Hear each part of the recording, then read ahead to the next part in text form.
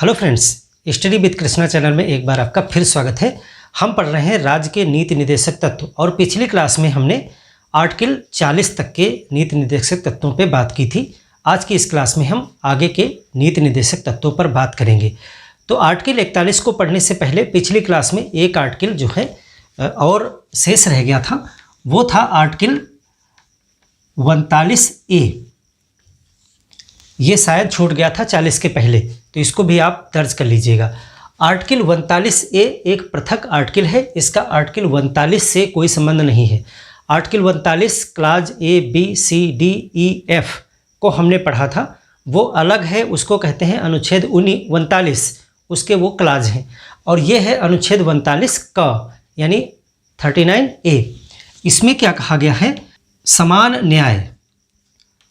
समान न्याय एवं निःशुल्क विधिक सहायता प्राप्त करने का अधिकार है। निःशुल्क जो है राज्य जो है समान न्याय एवं निःशुल्क विधिक सहायता प्रदान करेगा। विधिक सहायता प्रदान, तो समान न्याय की बात की गई है और निःशुल्क विधिक सहायता प्रदान करने की बात जो है राज्य को निर्देशित किया गया है। इसलिए आप देखते हो कि जो लोग अपना वकील करने के लिए सक्षम नहीं होते हैं, योग्य नहीं होते हैं, उनको सरकार की तरफ जो है मुकदमा लड़ने के लिए निःशुल्क विधिक सहायता प्रदान की जाती है, उनको वकील मुहैया करवाया जाता है। तो ये आर्टिकल 39A है। आर्टिकल 39A जो है ये बाद में जोड़ा गया था 42वें संविधान संशोधन के द्वारा। ये 42वें संविधान संशोधन के द्वारा इसको 1976 में ऐड किया गया था। और फिर इसमें एक जो है national legal service authority act 1987 में पारित किया गया था और उसी के आधार पर जो है वो लीगल सर्विसेज दी जाती हैं। नोट कर लीजिएगा, national legal services authority act 1987 में।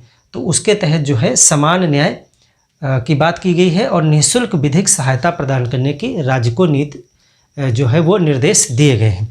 तो इसको पीछे छूट गया था आर्टिकल 39। अब देखिए यहाँ पर एक चीज़ क्वेश्चन जो आती है वो आप देखें, जब क्वेश्चन आएगा तो अगर वहाँ पे लिख के आता है कि आर्टिकल अनुच्छेद जो है 39 और ब्रैकेट में ए लिखा रहता है, तो इसमें जो है आपको हमने बताया था कि स्त्री एवं पुरुषों को समान जो है आजीविका के समान अवसर और पर्याप्त साधन मिलने चाहिए। तो यहाँ पर आजीविका के साधन की बात की गई है आर्टिकल 39 क्लाज ए में। और जब बात की जाएगी इस तरह से आर्टिकल 39A, तब यहाँ पर निःशुल्क विधिक सहायता प्रदान करने की बात की गई है। तो उच्चारण में एक ही जैसे होने की वजह से अक्सर ये क्वेश्चन गलत होने की संभावना रहती है। तो आप ध्यान रखिएगा कि ये दोनों अलग अलग आर्टिकल हैं। तो इसके बाद में हम 40 को पढ़ चुके हैं पंचायती राज को, और आज की इस क्लास में हम शुरू करेंगे आर्टिकल 41 से और आगे 51 तक। तो चलिए देखते हैं आर्टिकल 41 में क्या है। आर्टिकल 41 जो है एक समाजवादी विचारधारा का एक आर्टिकल है। इसमें भी जो है समाजवादी नीति निर्देशक तत्व है। देखिए इसमें कहा गया है कुछ दशाओं में, सभी दशाओं में नहीं, कुछ दशाओं में काम, शिक्षा और लोक सहायता पाने का अधिकार होगा। यानी कि इसमें राज्य को निर्देशित किया गया है कि वो कुछ दशाओं में जो है 3 चीज़ें उपलब्ध कराए। कुछ दशाओं में क्या क्या चीज़ें उपलब्ध कराएगा? काम, शिक्षा और लोक सहायता ये उपलब्ध कराएगा। तो यहाँ पे देखिए 3 चीज़ों की बात की जा रही है। आपसे पूछा जा सकता है कि आर्टिकल 21 में किन चीज़ों को देने की बात की गई है? तो कार्य देने की बात की गई है, शिक्षा और लोक सहायता देने की बात की गई है। यहाँ पे इम्पोर्टेंट क्वेश्चन ये हो जाता है कि ये कुछ दशाएं कौन सी हैं, किन कंडीशंस में ये चीज़ मिल पाएगी। तो वो आपसे पूछे जा सकते हैं कि कौन कौन सी कंडीशंस हैं। तो यहाँ पे 4 कंडीशंस को डिफाइन किया गया है कि इन 4 दशाओं में, वो 4 दशाएं कौन सी हैं? देखिए, बेकारी, बुढ़ापा, निःशक्तता और एक है बीमारी। देखिए, बेकारी की स्थिति में बुढ़ापा, बीमारी या निशक्तता। निशक्तता का मतलब होता है असमर्थ होना, असमर्थता। इन कंडीशंस में आपको काम, शिक्षा और लोक सहायता पाने का अधिकार है। राज्य इसको प्रोवाइड कराएगा, ऐसा निर्देश है। तो ऐसी तमाम योजनाएं सरकार समय समय पर बनाता रहता है। और आप देखते हैं जैसे कि बेरोजगारी भत्ता किसी किसी प्रदेश में दिया गया, तो बेरोजगारी भत्ता जो होता है वो इसी निर्देश का पालन है। या बीमारी में जो है सहायता आपको मिलती है, आप सांसद और विधायक के पास में ये समस्याओं में जाते हैं तो सहायता दी जाती है। और बुढ़ापा, तमाम देखो बीमारी में सरकार की तरफ से तमाम सहायता की राशियों की योजनाएं हैं। आप देखते हैं कि स्वास्थ्य पे तमाम जो है चीज़ें आपको प्रोवाइड कराई जाती हैं कि बीमारी की दशा में व्यक्ति को सरकार की तरफ से हेल्प दी जा सके। और बुढ़ापा में भी आप देखते हो जैसे कि वृद्धावस्था पेंशन है, तो वृद्धावस्था पेंशन क्या है, वो बुढ़ापा में एक सहायता है। तो इस तरह से तमाम योजनाएं आपके नज़र में, पब्लिक में आपको दिख जाएंगी। जैसे कि काम के लिए आपको मनरेगा योजना है, बुढ़ापा के लिए वृद्धावस्था योजना है, आयुष्मान कार्ड है जैसे कि बीमारी वगैरह में सहायता देने का, और बेकारी में जैसे बेरोजगार भत्ता की जो है व्यवस्था। तो ये सब क्या है, ये आर्टिकल 41 का पालन करते हैं। तो ये है आपका आर्टिकल 41। आर्टिकल 42 क्या कहता है? आर्टिकल 42 जो है काम के लिए अनुकूल दशाओं की बात करता है। और अगले ही आर्टिकल में ये कहा गया कि कार्य करने की जो जगह है, यानी वहाँ की जो कंडीशंस हैं वो अनुकूल हो और मानवोचित हो, ऐसी कंडीशंस हो जहाँ मनुष्य काम कर सके। तो इस चीज़ की बात की गई है कि राज्य ऐसा रखे व्यवस्था। तो आर्टिकल 42 क्या कहता है कि कार्य हेतु अनुकूल एवं मानवोचित दशाएं होनी चाहिए। तथा स्त्रियों के विशेष में एक अलग बात कही गई है स्त्री विशेष के लिए, और कहा गया है कि स्त्रियों को प्रसूति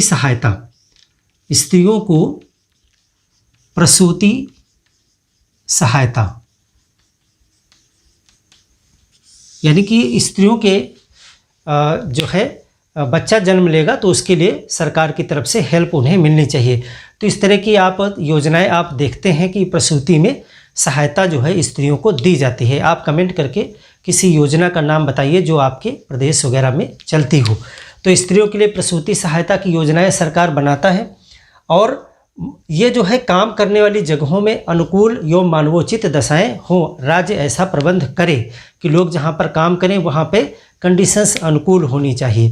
तो ये आर्टिकल 42 के तहत दो चीज़ें आपको याद रखनी है, और ये स्त्रियों को प्रसूति सहायता जो है वो आपको विशेषतः याद रखना है। ये क्वेश्चन इंपॉर्टेंट बन सकता है। अब हम बात करेंगे आर्टिकल 43 की। आर्टिकल 43 जो है वो गांधीवादी विचारधारा है।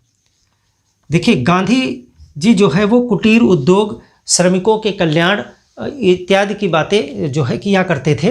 तो इसमें भी जो है श्रमिकों के कल्याण और कुटीर उद्योग को बढ़ावा देने की बात की गई है, इसीलिए ये गांधीवादी विचारधारा है। तो इसमें इन्होंने कहा है कि देखिए, दो जगह की बात की गई है कि कृषि तथा उद्योग में लगे श्रमिकों को यथोचित वेतन मिलना चाहिए, यथोचित पारिश्रमिक मिलना चाहिए। लगे श्रमिकों को यथोचित पारिश्रमिक मिलना चाहिए, ऐसी बात की गई है। पारिश्रमिक कि जो कृषि के काम में लगे हों या उद्योग में जो श्रमिक वर्ग लगे हैं, मजदूर वगैरह लगे हैं, उनको एक मुनासिब पैसा दिया जाना चाहिए। इसीलिए आप देखते हो कि सरकार ने एक न्यूनतम मजदूरी तय की है। वो अलग अलग स्टेट्स में अलग अलग हो सकती है। तो एक न्यूनतम मजदूरी तय कर दी है कि जो श्रमिक होते हैं उनको कम से कम एक दिन का इतना पैसा जरूर दिया जाना चाहिए, क्योंकि ये आर्टिकल 43 में राज्य को निर्देश दिया गया है कि ऐसी योजनाएं वो बनाएं कि श्रमिकों को एक यथोचित पारिश्रमिक मिल सके। और साथ ही साथ इसमें कुटीर जो उद्योग होते हैं उनके विकास की बात की गई है। तथा यानी ये चीज़ तो रहेगी ही, और ज़्यादा इम्पॉर्टेंट ये क्वेश्चन अक्सर पूछा जाता है। तथा सहकारी आधार पर सहकारी आधार की बात इसमें की गई है कि सहकारी आधार पर कुटीर उद्योग को बढ़ावा दिया जाना चाहिए, को बढ़ावा। तो देखिए कुटीर उद्योग की बात भी जो है गांधी जी पर आधारित है, गांधी जी की विचारधारा पर, और कृषि और उद्योग में लगे श्रमिकों का पक्ष वो लिया करते थे। तो गांधी जी की विचारधारा पर ही आधारित है, इसीलिए ये आर्टिकल 43 क्या है, ये गांधी जी के विचारों पर है, इसीलिए ये गांधीवादी है। अब देखिए आर्टिकल 43 में इसके बाद में, संशोधन के बाद में एक आर्टिकल और बढ़ाया गया, आर्टिकल 43A और 43B, 2 आर्टिकल बढ़ाए गए हैं अलग अलग संशोधन में, तो हम उनको भी देख लेते हैं। आर्टिकल 43 से अलग हैं वो 43A और 43B, 2 आर्टिकल हैं।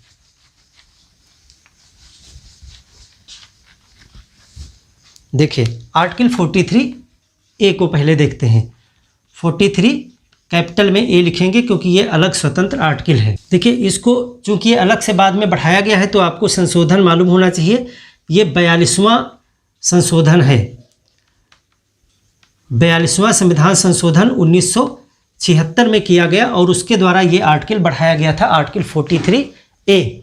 इसमें क्या कहा गया है, इसमें आर्टिकल 43A में कहा गया है कि जो उद्योग होते हैं, उद्योगों के प्रबंधन में जो है वो मजदूरों का यानी कर्मचारियों का भी सहयोग लिया जाना चाहिए। यानी कि इसमें कहा गया है कि उद्योग प्रबंधन में, उद्योग, हर एक उद्योग की एक प्रबंध समिति होती है जो उद्योग को मैनेज करती है।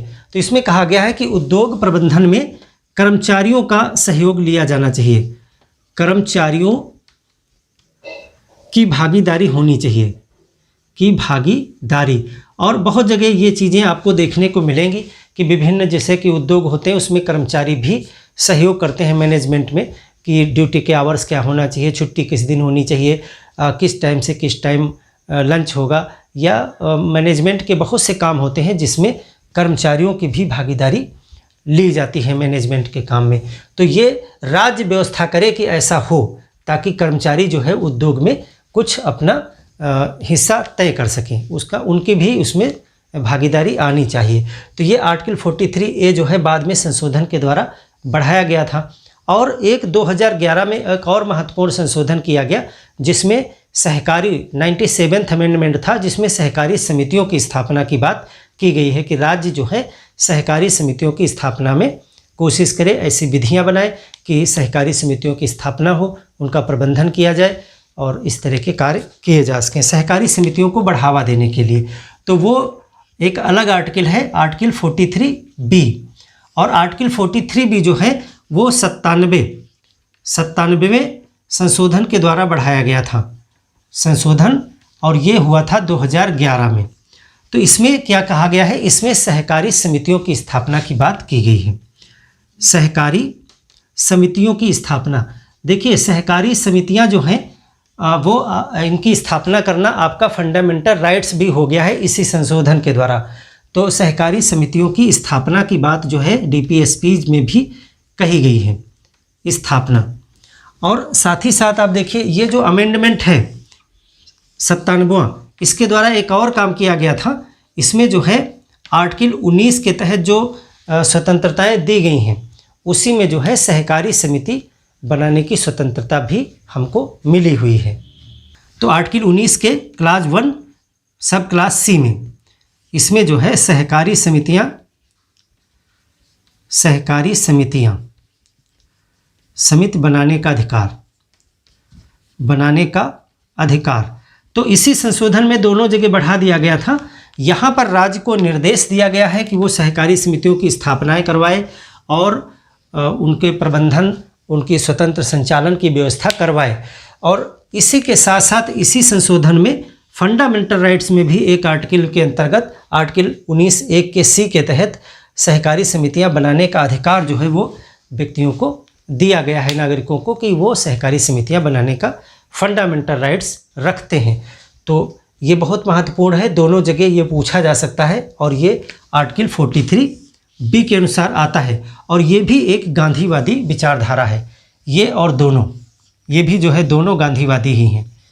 गांधीवादी, ये आप ज़रूर नोट कर लीजिएगा कि गांधीवादी आर्टिकल कौन से हैं और समाजवादी आर्टिकल्स कौन से हैं। इनमें ये अलग से क्वेश्चन दिए जा सकते हैं कि निम्नलिखित में से कौन सा नीति निर्देशक तत्व जो है वो गांधीवादी विचारधारा पर आधारित है अथवा नहीं है। तो आप देख रहे हो कि ये उद्योगों में मजदूरों के विषय में बात की जा रही है, सहकारी समितियों की बात, कुटीर उद्योग है, ये सब चीज़ें गांधीवादी विचारधारा पर हैं। पंचायती राज की स्थापना करना तो आर्टिकल 40 के तहत वो भी हमने बताया था गांधीवादी विचारधारा ही है। तो ये 43 तक हो गया। अब हम आर्टिकल 44 की बात करेंगे। इसके बाद में आ गया आपका आर्टिकल 44, बहुत ही इम्पॉर्टेंट है और बहुत चर्चा का विषय भी रहता है। इस पर हम अलग से क्लास भी लेंगे मेंस के दृष्टिकोण से, कि इसमें कहा गया है समान नागरिक संहिता, राज्य जो है समान नागरिक संहिता लागू करे। क्या कहा गया है? समान नागरिक संहिता, यूनिफॉर्म सिविल कोड, यानी कि सभी के लिए एक समान कानून बनाया जाए। वैसे तो दंड विधान जो होते हैं सबके लिए समान ही होते हैं, लेकिन खास करके विवाह, उत्तराधिकार इत्यादि के जो मामले होते हैं उनमें अभी भारत में समान नागरिक संहिता लागू नहीं है। अलग अलग लोगों के लिए, मुस्लिम्स के लिए अलग हैं, हिंदुओं के लिए अलग कानून दिखाई पड़ेंगे, आपको पर्सनल लॉज दिखाई पड़ते हैं। तो समान नागरिक संहिता धीरे धीरे राज्य उस तरफ अग्रसर है, धीरे धीरे लागू किया जाएगा, लेकिन अभी तक भारत में पूरी तरीके से समान नागरिक संहिता का पालन नहीं किया जाता है, यानी सभी के लिए एक ही जैसा कानून हो। तो आपको दिखाई पड़ेगा कहीं किसी जगह पर अलग कानून है, हो सकता है किसी धर्म विशेष के लिए अलग है, किसी दूसरे के लिए अलग कानून है। तो आर्टिकल 44 इसको याद करना बहुत आसान है। ये तो हमेशा याद रहता है कि समान नागरिक संहिता जो है वो DPSPs में है, यानी कि राज्य के नीति निर्देशक तत्व में है।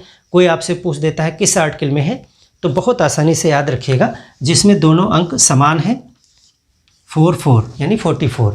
तो समान अंक वाली जो गिनती है वही समान नागरिक संहिता की बात करती है, आर्टिकल 44। तो इस तरह से याद रहेगा आपको, वो लॉजिक नहीं है कोई, सिर्फ याद करने के लिए। तो इस पर हम डिटेल में भी जाएंगे, लेकिन यहाँ पर आप इतना लिखें, इसके लिए अलग से क्लास हो जाएगी। अब बात करते हैं आर्टिकल 45 की। 44 तक हमने पढ़ा, आर्टिकल 45 क्या है? अब देखिए समान नागरिक संहिता, इसको अगर पूछा जाए किस प्रकार का है, तो ये एक आदर्शवादी विचारधारा है। ये बौद्धिक आदर्शवादी, यानी एक आदर्श स्थिति को प्राप्त करने के लिए ये रखा गया है। ये यथार्थवादी नहीं है, ये आदर्शवादी विचार है। आर्टिकल 45, आर्टिकल 45 क्या कहता है? देखिए इसमें बालकों के विषय में है। इसमें बालकों की देख रेख एवं शिक्षा का प्रावधान है, शिक्षा का प्रावधान। अब ये एक महत्वपूर्ण है निर्देश और इसको क्रियान्वित भी किया गया है। देखिए 86th अमेंडमेंट जो किया गया, 86वां संविधान संशोधन, उसके द्वारा जो है 6 से 14 वर्ष तक के बच्चों के लिए अनिवार्य एवं निःशुल्क शिक्षा को फंडामेंटल राइट्स के तहत रखा गया था। और फिर उसी अमेंडमेंट में इसको भी प्रतिस्थापित किया गया और इसमें संशोधन किया गया, क्योंकि इसको लागू कर दिया गया है, फंडामेंटल राइट्स में पहुंचा दिया गया है। अगर आपसे पूछा जाए कि आर्टिकल 45 किससे रिलेटेड है, तो बालकों की देखरेख एवं शिक्षा का प्रावधान इसमें करने की बात की गई है। तो देखिए इसमें एक संशोधन आपको जानना है, 86वां संविधान संशोधन, संविधान संशोधन द्वारा इसको प्रतिस्थापित किया गया था 2002 में। तो क्या बढ़ाया गया इसमें? देखिए इसमें 0 से 6 वर्ष बढ़ाया गया, क्योंकि इससे बड़े बालकों के लिए फंडामेंटल राइट्स में कर दिया गया। यानी यहाँ पर अब जिन बालकों की बात की जा रही है वो 6 वर्ष तक के बालकों की बात की जा रही है। इस संशोधन के बाद में इसमें जो है कह दिया गया कि यहाँ पर जो है 6 वर्ष तक के बालकों की देखरेख एवं शिक्षा का प्रावधान राज्य करे, क्योंकि इसके ऊपर 6 से 14 वर्ष तक के बालकों के लिए इसी संशोधन के द्वारा, देखिए इसी संशोधन में ये भी हुआ और इसी संशोधन में फंडामेंटल राइट्स में एक आर्टिकल बढ़ाया गया, आर्टिकल 21A। आर्टिकल 21A बढ़ाया गया था 86वां 2002 के द्वारा ही। और इसमें क्या कहा गया? इसमें कहा गया 6 से 14 वर्ष के बालकों के लिए, उसको हम पढ़ भी चुके हैं। तो बालकों को क्या दिया गया, तो दो चीज़ें दी गई हैं, एक तो अनिवार्य और दूसरी बात जो है निःशुल्क प्राथमिक शिक्षा। प्राथमिक शिक्षा ये जो है फंडामेंटल राइट्स के तहत आ गया। तो ये तो मौलिक अधिकार हो गया। ये जो है ये अभी निर्देश के रूप में है, ये निर्देश के रूप में 6 वर्ष तक के बालकों के लिए है। तो देखिए, जब अभी कभी आपसे कोई क्वेश्चन किया जाए तो बालकों की शिक्षा के लिए क्या प्रावधान है, तो आप बताओगे कि 0 से लेकर के 6 वर्ष तक के जो बच्चे हैं उन बच्चों के लिए फंडामेंटल राइट्स नहीं है, उन बच्चों के लिए राज्य को निर्देश दिया गया है आर्टिकल 45 के तहत, जिसमें कहा गया है कि 6 वर्ष तक के बच्चों की देखरेख और शिक्षा का प्रावधान राज्य करे। तो आपको देखते हो कि बहुत सी योजनाएं चलती रहती हैं, जैसे कि आंगनबाड़ी कार्यक्रम वगैरह है, जहां छोटे छोटे बच्चों को उनकी देखरेख की जाती है और उनको शिक्षित भी किया जाता है थोड़ा बहुत खेल वगैरह के माध्यम से। तो वो 6 वर्ष तक के बच्चों के, छोटे बच्चों तक के लिए ही है। और ये जो 86th अमेंडमेंट किया गया, इसमें जो है फंडामेंटल राइट्स में बढ़ा दिया गया 21A एक नया आर्टिकल, और उसमें कहा गया कि 6 से लेकर के 14 वर्ष तक के बच्चों को अनिवार्य और निःशुल्क शिक्षा, प्राथमिक शिक्षा दी जाएगी, और ये उनका मौलिक अधिकार है जिसके लिए वो सुप्रीम कोर्ट भी जा सकते हैं। तो इस तरह से ये आर्टिकल 45 है, एक महत्वपूर्ण है, शिक्षा से रिलेटेड है, बालकों की देखरेख से। अब हम बात करेंगे आर्टिकल 46। आर्टिकल 46 क्या कहता है। यहाँ से फंडामेंटल राइट्स से आर्टिकल बहुत पूछे जाते हैं, फैक्चुअल क्वेश्चन बहुत ज़्यादा आते हैं। जितना कुछ इसमें कॉन्सेप्ट बेस है वो हम नेक्स्ट क्लास में जो है कॉन्सेप्ट पे डिस्कशन करेंगे। अभी आप पूरे DPSP देख लीजिए क्या है। तो आर्टिकल 46 आर्टिकल 46 ये गांधीवादी है। गांधीवादी, इसमें कहा गया है कि जो दुर्बल वर्ग हैं, देखिए दुर्बल वर्ग विशेषता कहा गया कि दुर्बल वर्ग में भी जो विशेषता जो है वो SC और ST, इनको जो है इनकी सुरक्षा की जाए। किस चीज़ से सुरक्षा की जाए? शिक्षा एवं अर्थ संबंधी जो है हितों की रक्षा की जाए। दुर्बल वर्ग यानी विशेषता जो है SC ST को क्या किया जाए, इनको जो है सुरक्षा दी जाए। शिक्षा एवं अर्थ संबंधी यानी पैसे संबंधी, शिक्षा एवं अर्थ संबंधी हितों की रक्षा, हितों की रक्षा तथा, एक तो ये की गई कि इन हितों की रक्षा की जाए तथा शोषण से सुरक्षा दी जाए, इनका कोई शोषण भी ना करने पाए, और शिक्षा एवं अर्थ संबंधी जो हित हैं उनकी रक्षा सरकार करे और इनको शोषण से भी सुरक्षा प्रदान की जाए। तो ये जो है गांधीवादी विचारधारा है। और आर्टिकल जो इसका नेक्स्ट है 47, ये भी जो है गांधीवादी विचारधारा है, दोनों ही गांधीवादी विचारधारा है। तो आर्टिकल 47 भी जो है बहुत इंपॉर्टेंट है और अक्सर पूछा जाता है। आर्टिकल 47 में बहुत महत्वपूर्ण बात कही गई। इसमें कहा गया है कि जीवन स्तर का सुधार एवं स्वास्थ्य प्रदान करना लोगों को राज्य का एक प्राथमिक कर्तव्य होगा। ये प्राथमिक कर्तव्य यानी बहुत महत्वपूर्ण कर्तव्य है। इसीलिए आप देखते हो राज्य पूरा प्रयास करता है कि लोगों को जो है स्वास्थ्य संबंधी सेवाएं, हॉस्पिटल खुलवाना, मेडिकल कॉलेज हैं जहां इलाज के प्रबंध कराना, ये सब प्रबंध किस आर्टिकल के निर्देश के तहत हो रहे हैं? आर्टिकल 47 के तहत। इसमें क्या कहा गया है कि जीवन स्तर बढ़ाना तथा स्वास्थ्य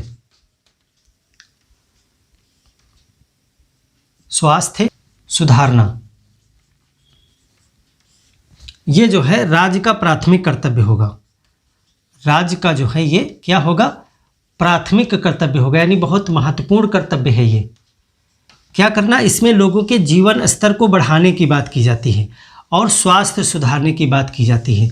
और इसी के अंतर्गत जो है कहा गया है कि जो मादक पदार्थ होते हैं, नशीले पदार्थ होते हैं, उन पर प्रतिबंध लगाया जाए। केवल जो है दवाइयों के क्षेत्र में, औषधि के क्षेत्र में अगर उनका प्रयोग होता है तो वो परमिशन रहेगी, लेकिन अन्य उपयोग पे प्रतिबंध लगाया जाना चाहिए। तो इसमें कहा गया कि नशीले पदार्थों पर प्रतिबंध होना चाहिए।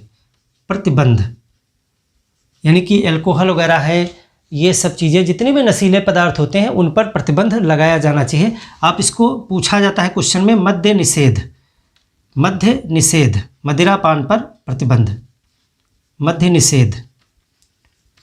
मद्य निषेध का मतलब है जो है मदिरापान यानी दारू पीने पर प्रतिबंध लगाया जाए।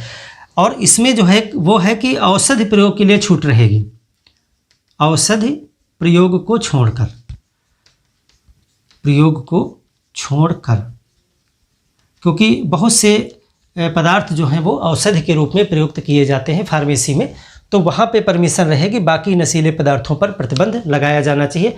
और ये बहुत इंपॉर्टेंट क्वेश्चन है कि मदिरापान पे प्रतिबंध या नशीले जो तंबाकू, सिगरेट या गांजा, भांग ये सब चीज़ें होती हैं उन पर प्रतिबंध किस आर्टिकल के तहत लगाने की बात की गई है, तो आर्टिकल 47 के तहत इस पर प्रतिबंध लगाने की बात की गई है। और यह जीवन के स्तर से और स्वास्थ्य सुधार से रिलेटेड है, इसीलिए दोनों चीज़ें एक ही में आती हैं, राज्य का प्राथमिक कर्तव्य है। तो ये आर्टिकल 47 भी एक गांधीवादी विचारधारा पर निर्भर है, आधारित है। अब देखिए आर्टिकल 48 को देखें। आर्टिकल 48 जो है वो भी बहुत इम्पॉर्टेंट है। अक्सर क्वेश्चन आपने एक देखा होगा कि गौ हत्या पर प्रतिबंध लगाने की बात जो है किस में कही गई है, तो डायरेक्ट गौ हत्या की बात नहीं कही गई है, लेकिन उसका भी अर्थ निकालेंगे तो वो भी उसी में आ जाता है, लेकिन सीधे सीधे क्वेश्चन नहीं बनते हैं ना। क्वेश्चन आपसे बनेगा कि गौ हत्या पर प्रतिबंध किस आर्टिकल के तहत लगाने की बात की गई है, तो आर्टिकल 48 के तहत। अब उसमें लिखा क्या गया है उस पर देखिए। आर्टिकल 48 क्या कहता है?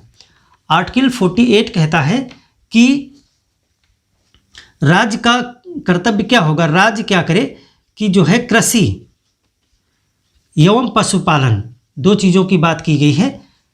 पशुपालन भी कृषि के अंतर्गत ही आता है। कृषि एवं पशुपालन को वैज्ञानिक बनाए, वैज्ञानिक एवं आधुनिक करे, यानी राज्य कोशिश करे कि जो एग्रीकल्चर है और जो पशुपालन है वो वैज्ञानिक तरीके से और आधुनिक तरीके से हो, यानी उसमें डेवलपमेंट हो। साथ ही साथ में इसमें कहा गया है कि जो दुधारू पशु हैं, दूध देने वाले पशु, और जो वाहक पशु हैं, यानी जो जिनसे बोझा वगैरह ढोया जाता है उस तरह के पशु हैं, तो उन दो पशुओं के नस्लों में सुधार किया जाए, उनको संरक्षित किया जाए और उनकी हत्या पर प्रतिबंध लगाया जाए, पशु बलि वगैरह पर प्रतिबंध लगाया जाए। तो यहाँ पे कहा गया है कि जो दुधारू पशु हैं, दूध देने वाले पशु जैसे गाय है, भैंस है, ये सब चीज़ें, और वाहक पशु जो बोझा लेके चलते हैं, घोड़ा वगैरह है, गधे वगैरह हैं, यानी जो भी बोझा ढोने का काम करते हैं, बैल वगैरह हैं, सब आ जाते हैं इसी में, जिनसे भी काम लिया जाता है सब इसी में आ जाते हैं। तो दुधारू पशु एवं वाहक पशु के नस्ल में सुधार किया जाए, नस्ल में सुधार, संरक्षण एवं वध पर रोक, वध पर प्रतिबंध लगाया जाए, वध पर प्रतिबंध लगाया जाए, यानी पशु वध की अगर बात की जाए, पशु वध या बलि पर प्रतिबंध इसी में आ जाएगा।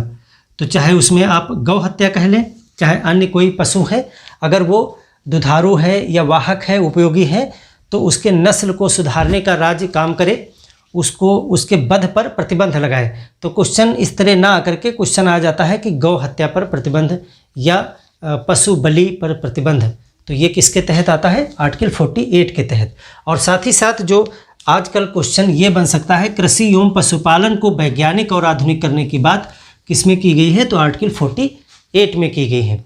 अब आर्टिकल 48A भी एक है और वो 42वें संविधान संशोधन से बढ़ाया गया है, वो एक नया आर्टिकल है, आर्टिकल 48A। अब ये भी देखिए गांधीवादी विचारधारा पर ये भी है, गांधीवादी ये भी है। आर्टिकल 48A ये जो है 42वां संविधान संशोधन से बढ़ाया गया है, 42वां संशोधन 1976। जो 42वां संविधान संशोधन है वो एक मिनी कॉन्स्टिट्यूशन था, ये छोटा मोटा एक छोटा संविधान ही था, क्योंकि इसमें बहुत संशोधन आपको देखने को मिलेंगे जो 42वें में किए गए थे। तो आर्टिकल 48A में क्या कहा गया है? आर्टिकल 48 में बात की गई है पर्यावरण संरक्षण एवं संवर्धन की बात की गई है और वन्य पशु जो होते हैं उनके संरक्षण की बात की गई है। इसमें कहा गया है पर्यावरण संरक्षण एवं संवर्धन यानी कि उनको सुरक्षित भी किया जाए, उनको बढ़ाने के प्रयास भी किए जाए। पर्यावरण संरक्षण एवं संवर्धन ये पहले नहीं था, ये बाद में बढ़ाया गया है। और वन्य जीव सुरक्षा, साथ में वन्य जीव सुरक्षा ये भी जो है 1976 में इसको जो है DPSPs के तहत दोनों बातें रखी गई हैं। ये चीज़ जो है पर्यावरण संरक्षण की बात जो है मौलिक कर्तव्य में भी आपको देखने को मिलेगी। तो वो व्यक्तियों को निर्देश दिए गए हैं, वो व्यक्तियों के कर्तव्य हैं। यहाँ पर ये राज्य को निर्देश दिए गए हैं, राज्य इसके लिए प्रयास करे पर्यावरण संरक्षण के लिए। इसीलिए आप देखते हो तमाम नेशनल पार्क्स, तमाम जो है वन्य जीवों को बचाने के लिए योजनाएं, बाघ अभ्यारण्य, टाइगर रिजर्व्स, ये सब कुछ बनाए जाते हैं और उसके लिए अधिनियम वगैरह बनाए गए, क्योंकि राज्य को ऐसा निर्देश भी दे दिया गया संशोधन करके कि पर्यावरण संरक्षण एवं संवर्धन राज्य करे और वन्य जीवों की सुरक्षा करे राज्य। तो ये आर्टिकल 48A के तहत है, ये जो है 48 से एक अलग आर्टिकल है। अब आर्टिकल 49 की बात करते हैं। देखिए आर्टिकल 49 जो है ऐतिहासिक महत्व के जो कलात्मक ऐतिहासिक जो बिल्डिंग्स हैं, जो स्मारक हैं, उनकी सुरक्षा की बात की गई है। उनकी सुरक्षा संसद जो है वो निर्धारित करवाए, राज्य कानून विधि बना करके करे। तो आर्टिकल जो है आर्टिकल 49 क्या कहता है? आर्टिकल 49 कहता है कि स्मारक कलात्मक एवं ऐतिहासिक स्थानों की सुरक्षा वो किसी भी चीज़ से रिलेटेड हो, अगर वो स्मारक हैं, कलात्मक हैं या ऐतिहासिक स्थल हैं, तो इनके स्थानों की ये जो सभी स्थान होते हैं, जैसे संसद भवन है, जैसे राष्ट्रपति भवन है, जैसे लाल किला है, आगरा का ताजमहल है, ये सब क्या है? ये सब स्मारक हैं, कलात्मक या ऐतिहासिक महत्व के स्थान हैं। तो इन स्थानों के सुरक्षा का प्रबंध राज्य करे। तो राज्य करता भी है, आप देखते हो इसके लिए बहुत से प्रबंध किए जाते हैं, तमाम चीज़ें बनाई जाती हैं। तो ये किसमें निर्देश दिया गया है? ये निर्देश दिया गया है आर्टिकल 49 के तहत। अब इसके बाद एक बहुत ही महत्वपूर्ण आर्टिकल है आर्टिकल 50। आर्टिकल 50 कहता है कि जो कार्यपालिका है और जो न्यायपालिका है उसमें पृथक्करण होना चाहिए। इसको हम आगे और डिटेल में भी पढ़ेंगे पृथक्करण पे, लेकिन यहाँ पर आप देखें कार्यपालिका, ये निर्देश है कि कार्यपालिका एवं न्यायपालिका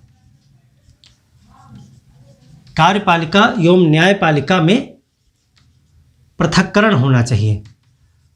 पृथक्करण यानी अलग अलग होने चाहिए। देखिए पहले क्या होता था, कार्यपालिका और न्यायपालिका एक में हुआ करती थी। राजा महाराजाओं के टाइम पे तो ऐसा ही होता था, जो कार्य करते थे वही न्याय करते थे। अंग्रेज़ों के समय में भी आप देखते थे कि गवर्नर जनरल जो होते थे वो कार्य भी करते थे, वही कार्यपालक होते थे और वही न्यायपालक भी होते थे। कहीं पर कुछ फैसला करना होता था न्याय का, तो वो भी कर दिया करते थे। इसमें तमाम बुराई हैं। जो व्यक्ति कार्यपालक है वो एक अच्छा न्यायपालक नहीं हो सकता है, क्योंकि वो न्याय ही नहीं कर सकता है, क्योंकि कभी मुद्दा उसके खिलाफ भी आ सकता है। इसीलिए न्यायपालिका अलग होनी चाहिए। और भारत में आप देखते हैं, आप विधायिका, कार्यपालिका और न्यायपालिका में शक्तियों का पृथक्करण किया गया है। इसीलिए जब कार्यपालिका कोई कार्य करती है तो न्यायपालिका उसकी समीक्षा करती है। तो इस तरह से क्या होता है, एक दूसरे को संतुलित करते रहते हैं। तो आर्टिकल 50 में ही जो है कार्यपालिका और न्यायपालिका की पृथक्करण की बात की गई है कि ऐसा राज्य को निर्देश दिया जाता है। अब आर्टिकल जो लास्ट आर्टिकल है आर्टिकल 51, राज्य के नीति निर्देशक तत्व का। इसमें क्या कहा गया है? इसमें एक्चुअल में विदेश से संबंधों के उसमें निर्देश दिया गया है कि भारत के जो विदेश नीति है, यानी भारत की विदेश नीति की बात की गई है इसमें, वो कैसी हो, भारत की विदेश नीति किस प्रकार की हो, कैसा भारत कार्य करे। तो इसमें कहा गया है कि अंतर्राष्ट्रीय शांति का प्रयास करे राज्य, और संधियों का पालन करे। जो अंतर्राष्ट्रीय संधियां होती हैं उनका पालन करे। अंतर्राष्ट्रीय संधियों का पालन पालन करे, अंतर्राष्ट्रीय कानूनों का सम्मान करे, कानूनों का सम्मान करे, और जो विवाद हैं, अंतर्राष्ट्रीय जो विवाद हैं, तो विवादों का निपटारा मध्यस्थता से करे, मध्यस्थता से करे। तो इस तरह से अंतर्राष्ट्रीय नीतियों के तहत में कुछ राज्य को निर्देश दिए गए हैं। उसमें कहा गया है कि भारत की विदेश नीति में ये चीज़ें होनी चाहिए कि वो अंतर्राष्ट्रीय शांति की बात करे, खुद तो युद्ध ना करे, कोशिश पहल तो करे ही ना, और अगर कहीं युद्ध होने की स्थिति है तो पहली प्राथमिकता राज्य की होनी चाहिए शांति स्थापित करना। तो अंतर्राष्ट्रीय शांति स्थापित करे राज्य, उसके लिए जो है अंतर्राष्ट्रीय संधियों का पालन करे। अगर भारत और जापान के बीच में कोई संधि हुई है, या जो भी अंतर्राष्ट्रीय संधियां होती हैं यूनाइटेड नेशंस के तहत होती हैं, या दो देशों के बीच में भी होती हैं, समूह में भी होती हैं, तो उन संधियों का पालन करें ताकि शांति बनी रहे। अंतर्राष्ट्रीय कानून भी होते हैं, बहुत से व्यापार को लेकर के होते हैं, सुरक्षा को लेकर के होते हैं, तो अंतर्राष्ट्रीय कानूनों का भी सम्मान किया जाना चाहिए, उनको माना जाना चाहिए, ऐसा राज्य करे। और विवाद अगर हो जाते हैं तो मध्यस्थता से मिल बैठ करके उसका निपटारा किया जाना चाहिए, ना कि युद्ध से। युद्ध नहीं किया जाना चाहिए, शांति रखनी चाहिए। तो ये भी निर्देश जो है राज्य को कहा गया है आर्टिकल 51 में। तो इस प्रकार से राज्य के नीति निर्देशक तत्व तो हमने 36 से लेकर के 51 आर्टिकल तक डिस्कस किए हैं, जिनमें अलग अलग क्या क्या प्रावधान हैं उन सबको हमने देखा। ये बहुत इंपॉर्टेंट है, हर एक आर्टिकल को आप कई बार विधिवत पढ़ लीजिए, क्योंकि यहाँ पर मैचिंग करने के लिए आपको दिया जाता है। एक तरफ आर्टिकल होते हैं, एक तरफ संदर्भ जो है कार्य दिए रहते हैं कि किसमें क्या निर्देश दिया गया है, उनको मैच करना होता है, या फिर सीधे सीधे आपसे पूछ दिया जाता है कि कौन सा आर्टिकल में क्या बात कही गई है। ये डायरेक्ट क्वेश्चन बन जाता है। और गांधीवादी, समाजवादी, आदर्शवादी विचारधारा, ये सब आदर्शवादी विचारधाराएं हैं, ये सब आदर्शवादी विचारधाराएं हैं।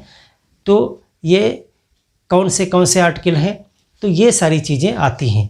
अब हम नेक्स्ट क्लास में इसमें जो है DPSPs का क्या महत्व है, क्या विशेषताएं हैं, मौलिक अधिकार से ये किस प्रकार से अलग हैं, जो कुछ कॉन्सेप्ट बेस्ड क्वेश्चन बनते हैं उन पर बात करेंगे। तो यहाँ तक हमने इनको पढ़ लिया है। आशा है ये क्लास आपको समझ में आई होगी। मिलते हैं एक और बेहतर क्लास के साथ में, तब तक के लिए धन्यवाद।